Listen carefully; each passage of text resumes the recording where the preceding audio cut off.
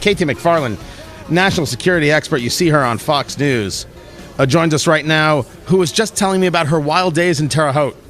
I grew up in Madison, Wisconsin. And you would drive down to Terre Haute? No, I didn't have. No, my grandfather would drive us because he. Anyway, it's a long story, but I had friends in Terre Haute who then became really good college friends. You're watching this presidential election like we all are, and national security is where you play. Do you lament the fact that there aren't any military people running for president right now? No, I think that's more of a sign of the times. What I am very encouraged by, though, is in the environment that we're in, there's nobody who's blaming the problems we've had in foreign affairs on the military. And every one of the candidates, Republican or even Democrat, but the Republicans particularly, who may be critical about the Obama foreign policy, are not saying, and that's because of General so-and-so or Admiral this and that. They're all very supportive of the military, so that they've been able to take and separate out their feelings about foreign policy from the professionals who carry out the foreign policy. That sounds like it would be a no-brainer, but it's not, because after the Vietnam War, our political leaders, many of whom put our men and women in uniform into that war. It was a draft, and they drafted them, and then they had them fight in a war that they even didn't believe they could win. And then when the United States didn't succeed in Vietnam, they turned around and blamed the military and took it out on the military, took it out on their salaries, on the military budgets, and frankly, they took it out on the mental health care of our men and women in uniform after Vietnam. I am really encouraged that the people running for president today get it, and that they are saying, especially the Republicans are all saying, increase the defense budget, make sure we take care of our veterans, make sure they have the adequate mental and physical health care that they need.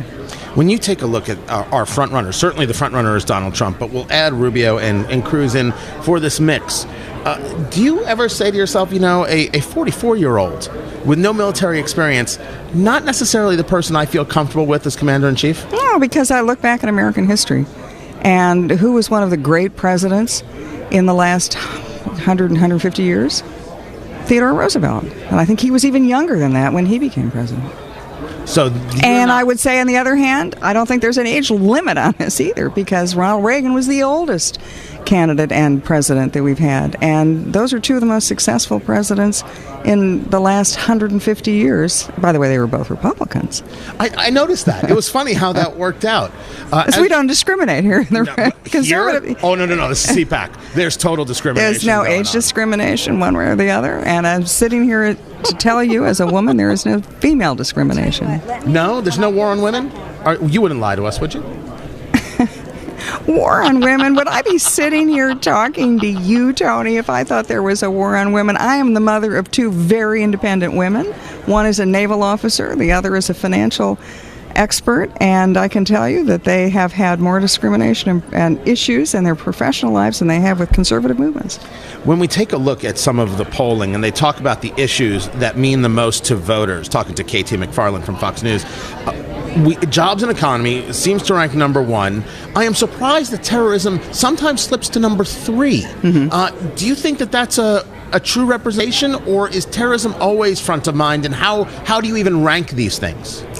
Well, I go back to what I think, and the message I'm going to give in the various talks I'm doing at CPAC, or that this year, 2016, 2017, is very much like the same conversation we had as a nation in 1980 when Reagan ran.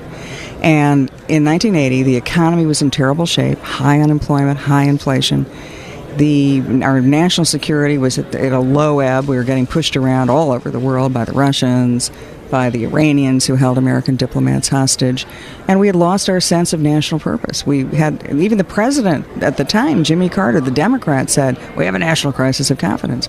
And Ronald Reagan came to CPAC in 1980, and he shook up the place. And he shook up the Republican Party, he shook up the conservative movement.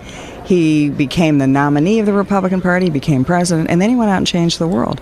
So I think today is a very similar day. People are concerned about the economy. They're concerned about national security. We can bicker about which order, 1, 2, or 3, but I think the most important thing that people are concerned with is that we as a nation feel that it's over, that we're no longer a great nation, that 80% of the American public feel that America is a civilization in decline. That's what they thought in 1980 and got turned all around. Are you saying that we need someone to make America great again? That's what Ronald Reagan's theme was, by the way. But I'm going to bring it to 2016. Is that where you are? You bet I am. Wait, are you behind Trump? I am behind anybody who's going to make America great again, and I think there are 3 candidates running the Republican primary, all of whom could do that. That was expertly done. Did you feel that? That was an expert turn. KT McFarland, I appreciate you taking the time to be with us. I know you're busy today. Anything that you're looking forward to from CPAC? Ben Carson's going to speak, even though he's dropping out. Oh, what a great man he is. Is he going to endorse? I have no idea what he's going to do. And set the crowd on fire? I have no idea what any of these candidates are going to do, but I look at the unbelievable smorgasbord we have of Republican candidates. Conservative Republicans, liberal Republicans, diversity of race, color, sex. It's just great. We're the party of the future. If asked to be vice president, will you serve? Well, I don't know. There's my husband over there. You better ask him. Oh, all right. I'm getting an evil you're look. getting the evil eye. This is a real Talk to you later, Tony. Yeah, she doesn't take second place to anybody. KT McFarland. Thank you. An absolute pleasure. I appreciate you being with us. 7:55. Let's check traffic. And Darren Emmer, good morning.